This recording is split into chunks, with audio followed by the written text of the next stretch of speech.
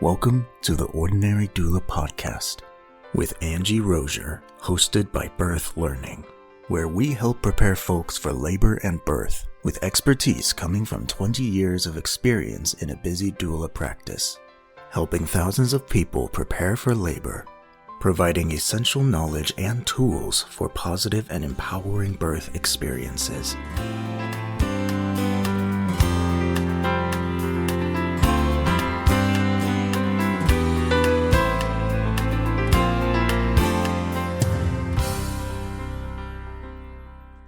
Hello and welcome to the Ordinary Doula Podcast. My name is Angie Rozier and I'm glad to be with you here today. As you may or may not know, kind of the objective of this podcast is to provide doula and lactation support and guidance for all people, those who work with doulas, those who don't, those who can afford a doula, those who can't, those who are doulas, those who are not, but we kind of just want to share experience and expertise with those who are interested, basically. So the topic for today kind of leads to, I'm going to take the doula out of it, actually. And if we have a situation where there is no doula, that's kind of what we're going to talk about, what support people can do. So we're going to talk about one of the most powerful tools in the birthing room, and it's not medical equipment. It's not even a special technique. It is just human support. So, and I'm going to take, again, the doula piece out of that. This would be partner support or spouse support, or whoever it is your main birthing support person. So when someone's in labor, the people around her can make such a huge difference in how she's experiencing birth, whether it's a husband, a partner, a mom, a sister, a friend. Your presence, your words, your hands, your energy, your calm demeanor can be incredibly grounding and empowering for the laboring person. So we're going to explore why support matters so much, what that could look like in real time, in real life, and some simple ways that you can step into that role with confidence, even though you may have never done it before or you haven't been to a birth. If you're a dad to be, a best friend, a sister who's been asked to be there, we want to give some practical tools today to just help you be successful and be the confident anchor that might be needed. So let's dive into what we can do to help the laboring person feel seen, safe, strong, and supported during childbirth. So support matters, right? The role of I know you look at support, there's emotional support, there's physical support, there's just being present support, there's informational support. So provide with emotional connection is huge, right? Providing reassurance, presence, your presence helps reduce fear. Evidence shows us that when someone feels supported, and that kind of feels different maybe for different people, labors can be shorter, there's less need for interventions, satisfaction of the birth experience is greater, and support does not have to be perfect, right? Like presence is key, willingness and appropriate presence is much more important than perfection and then expertise, right? There's different kinds of support people. We've got very commonly it's a spouse or a boyfriend. We've also got maybe a lot of people have female companions, a mom, a sister, a friend, might be someone they've chosen to help support them through this experience. And maybe you've been a mom or sister, a friend at other births. Maybe you've had the opportunity to have babies yourself. Could be just like a best friend, maybe who has or has not had children. And we're going to kind of leave doulas. We're going to leave the professional support people out of this conversation. And because there's lots of people, only about 4 to 6% of births in the United States are attended by professional support people. So that's a lot of births happening out there that don't have either the awareness. A lot of times it's not the means, right? The financial means to have a doula. So we're going to talk about everyone else and how they can offer that support. Anyone who's trusted and chosen by the birthing person can be that support, can be a positive role. So here's some practical ways to help during the labor process. A lot of it is physical support, and physical support is done with your body a lot of times, and you're supporting their body in some way. This could include touch. Like sometimes I come back from a birth and I've done a lot of touching, right? So be prepared to touch. That includes massage. That can be counterpressure, and sometimes the massage is pretty firm. Sometimes it can be light touch massage. We'll talk about how to know what you want to use. It can be just simply holding hands. It can be stroking someone's hair, it can be knee press, but helping someone change positions, like reminding them to change positions, checking in. Are they comfortable in this position? How is this working for you? Is there anything you want to change? Like check in often, be observant, be very observant about the physical surroundings, what's around us, what can we use, right in the position that they're in, wherever they are. Maybe they need a little support under their foot, or they need to shift a little bit in the bed. So kind of be observant to the physicality and the physical space they're in. Offer water. That's a great little trick. Just have a cold, usually it's cold, doesn't have to be, but cold and refreshing. It might have a sweetness to it, whether that's like some electrolytes or something with a little boost to it. Have that and offer it frequently, especially during active labor. Taking little sips of cold, refreshing water or drink of choice is kind of a reset between contractions. Washcloths, cold washcloths, run them under the water, fan them in the air, put them in an ice bucket, or a bowl full of ice. It's going to be really handy. That is a great little tool. I have a whole episode on the fabulous washcloth if you want to check that out. And a physical support can also be your body acting as a gatekeeper, kind of. So for the person's space, like minimize disruptions, speak up, be an advocate if you need to, when you need to. Sometimes I'll place myself, and you can do the same. I'll place my body in a place that's open and inclusive of the birthing person. If everybody else is standing, I might sit so that somebody's on their level. There's little rolling stools or birth balls in the room, so get on the level of the birthing person. Sometimes I'll get right down on the floor, squat down on the floor, and be in the bathroom with them, be near them when they're on the toilet, but be physically present. That adds to physical support as well. And then emotional support is huge, right? That can come in the form of presence. It can come from your words. If you offer words of encouragement, remind her that she is whatever she wants to be reminded about. That might be strong. Reminded that she's connected to her baby. Remind her she can do hard things. Remind her she's making good progress. Remind her this is normal. And as you're going to know your person, right? Like as you know your person, you'll know what to say to get to them. And also you being steady and calm, especially when they're trying to focus. Like sometimes labor takes a good bit of focus, which can be eating up a lot of energy. So be that calming presence, kind of. You might not feel calm, but they're going to look to you for a source of strength. Breathe with them. Do some breathing. I do lots of breathing with folks. I even push sometimes, like in my body. I'll like do some good ab engagement and pretend or help to push. But breathe together. You can get in sync. Your rhythm can get in sync with their body. Eye contact. Sometimes some of the most challenging and intense parts when I've supported people in labor, it is like some pretty crazy eye contact where they are just hanging on to the edge. There's a look in their eye, right? And they can keep steady with you as they're just looking for something to grasp onto. Proverbially, that eye contact can be pretty important. So be that grounding presence. And sometimes you just reach out and you're doing some touch. You're doing maybe when they're sleeping, you're just touching them or resting, sleeping between contractions. But being present will be a huge form of emotional support. And I'm talking about like fully present, right? Don't be distracted. Don't be on your phone. I cannot tell you how many times people in labor get pretty snippy if they see their partner on their phone or something, on their computer. Like, get off that. That's enough.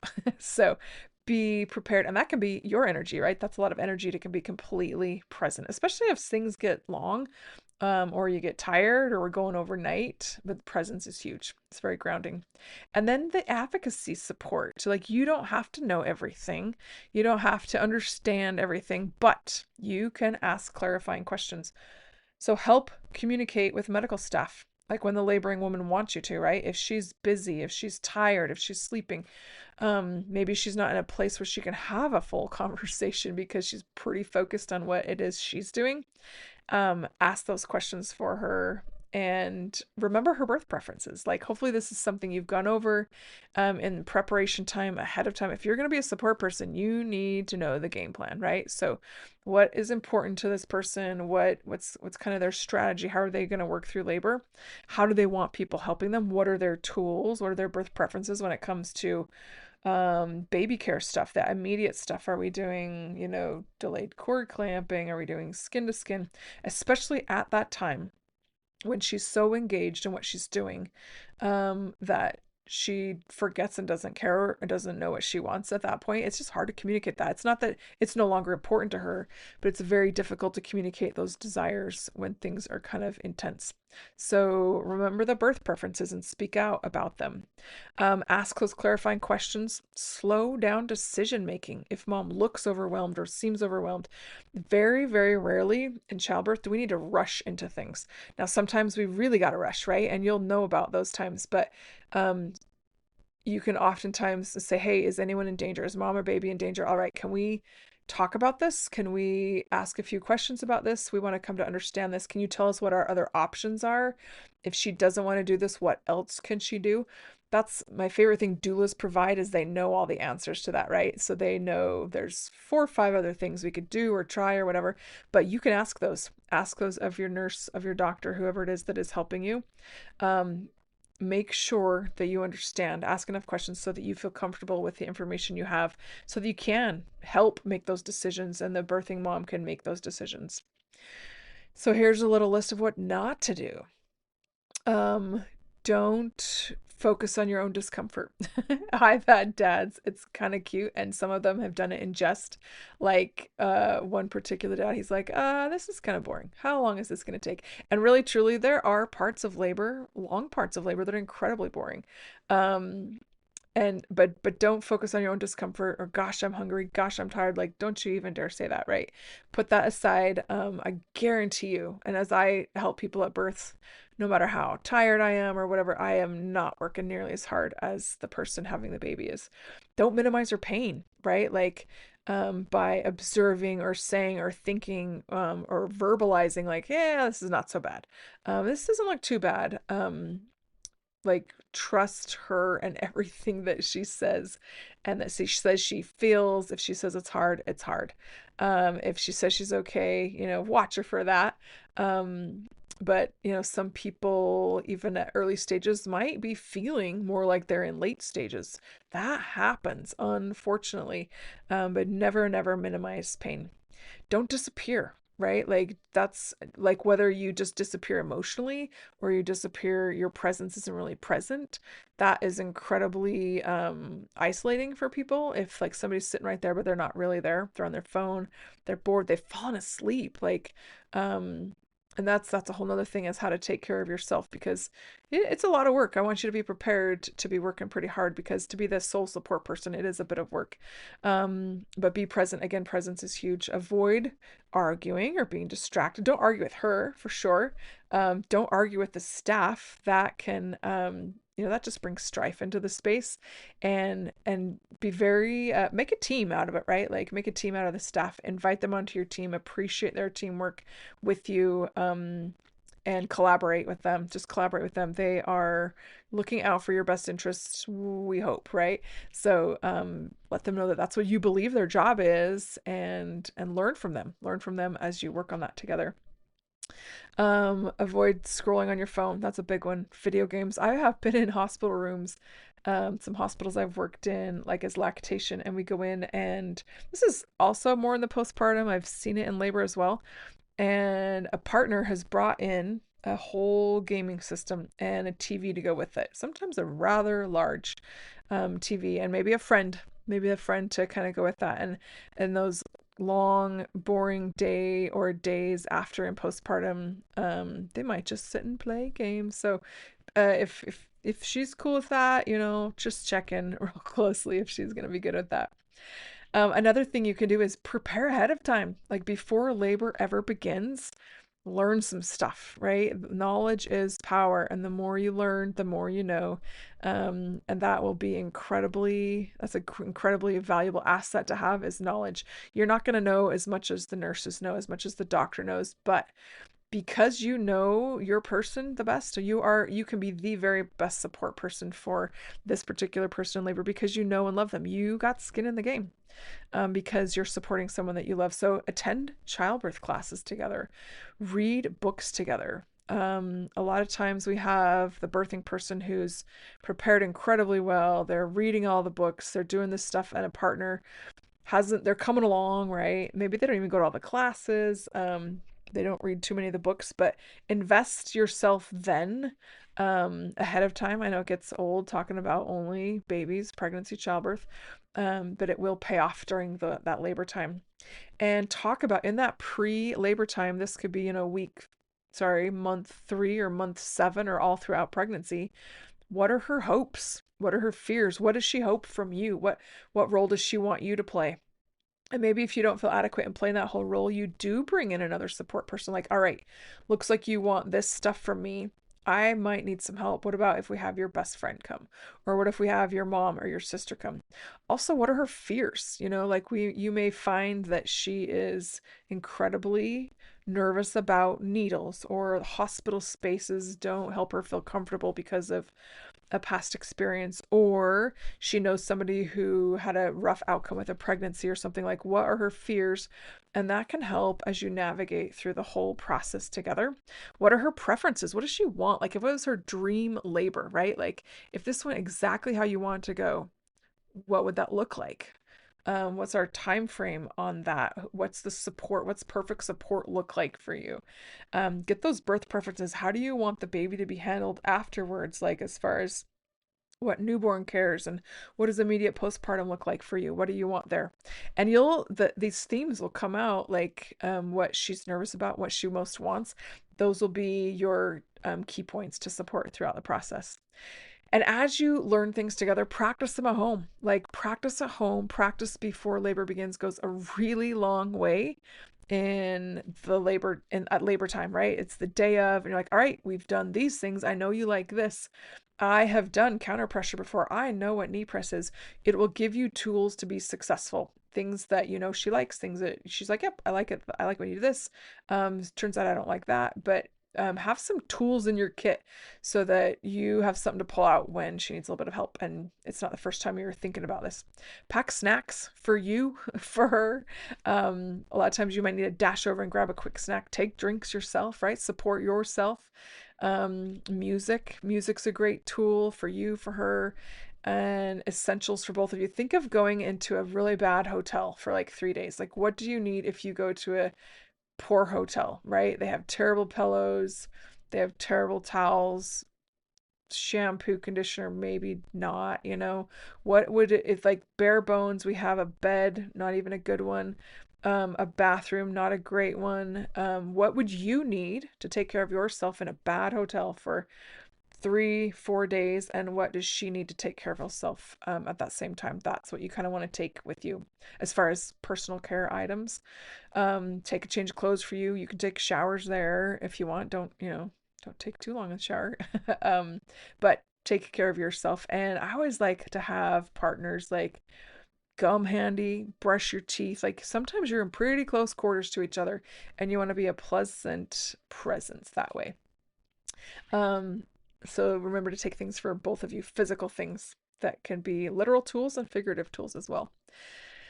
So support, there's lots of ways to support, but your effort is probably the best way to support.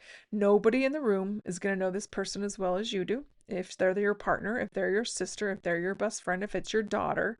So regardless of their expertise, their knowledge, how many years they've been doing this, how many babies they've delivered, they don't know this person like you do, right? You know this person's history, you know their hopes, their fears, how they think about things, how they receive things. So that puts you in an incredibly pivotal position to help this person have a positive birth. So it doesn't mean doing everything or doing everything perfectly. It just means being present, being loving, being responsive, being an advocate for a person that you love. Your presence matters more than your perfection, right? So think of ways that, like, when your partner has when they're sick, how do you help them best? What do they like most? Or when they're nervous about something, when they've got a big thing going on at work or school, or a big family, maybe there's some family drama, how do they best work through that? If they've got an injury or illness or a big event, say they're an athlete, and how are they going to plan and prepare for this event? You're going to take little pieces of all of that, and you can kind of build a customized package to help this person through the labor process. So I want you to know you can be an amazing support person. As we wrap up today's conversation, remember that support during labor does not mean having all the answers or doing everything exactly correct. It means being you, being present. It means showing up with love, with patience, like show up with patience, having a willingness to meet her where she's at. There are some births that I've been to where the partner can do nothing right. And that's tough, right? It's normal. Like, people in labor, when we start seeing that kind of stuff and people are snippy and snap at everybody, they're pretty close to having a baby, and it's awesome. But don't take it personal. Like, whatever they say or do, if they snap at you, that's labor talking, right? Labor and your lovely partner's personality as well mixed with that. But people get pretty snippy. I was at a labor recently where the dad, and I've done plenty of counterpressure in my life, but the way the dad did it, the mom liked it best. So it was put him in a pretty awkward position physically, the way she wanted it. It was hard for both of us to work on it because how she wanted him to do it. The poor guy had done it all day and then through the night as I was with him. Towards the end of labor, that wasn't working, and what he tried didn't work. Super normal, right? Like, that I love what you're doing, I hate what you're doing, and it switches like hot and cold just really quickly. Another birth I was at recently, the dad, I came in and spelled out another doula at this birth. And the partner did not get up off the bed. Granted, it was nighttime for like the first 6 or 7 hours probably that I was there. And he'd been incredibly active with her all throughout the day, never left her side, was incredibly supportive. And then he was tired, he got an awesome sleep, like massive night of sleep. And I was her support person during the night. And so I didn't see him in action. And then, as the baby was getting close to being born, he got up off his little bed and got super involved again. And there were some tough moments. And although I hadn't seen him do much, I know he had done a lot.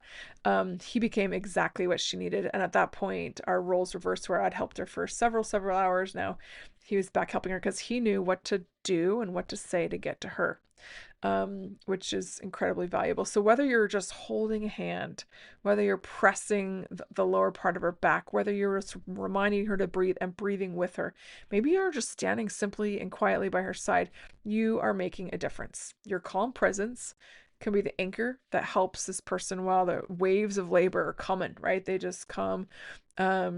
And with your confidence and your strength can be incredibly valuable. So you don't have to be a professional about this. But as you prepare to be a support person, take a little time before the big day, talk with her about what she wants, how she wants you to help, what she thinks will help. Practice a few things together. The more connected you are on your objectives and your goals there going into it, the more connected you'll be in the moment, right? And the more prepared you will feel, the more successful you'll feel. Hopefully that gives you a few things to think about, to try. It is such an incredible honor. Hopefully it's a really connecting experience for you to connect the two of you. But it's an honor for me every time, and hopefully you feel that way too, to witness somebody do something like that. Like, it is a choice, human experience, really. And so hopefully you can look at it that way too, that it's just an incredible honor to witness that. It's pretty cool. You have got what it takes. As long as you listen, you're connected, you come in with some tools, you know and love this person more than anybody else. So I wish you the very best. Take what you've got, add a little bit to it, and you will be an incredible support person and for your partner as they go through the labor and birth experience.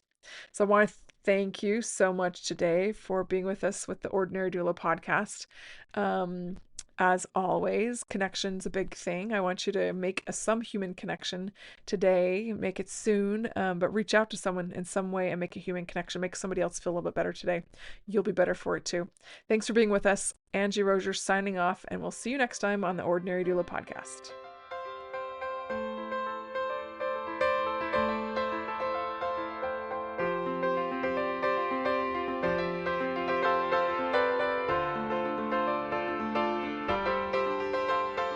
Thank you for listening to the Ordinary Doula podcast with Angie Rozier, hosted by Birth Learning. Episode credits will be in the show notes.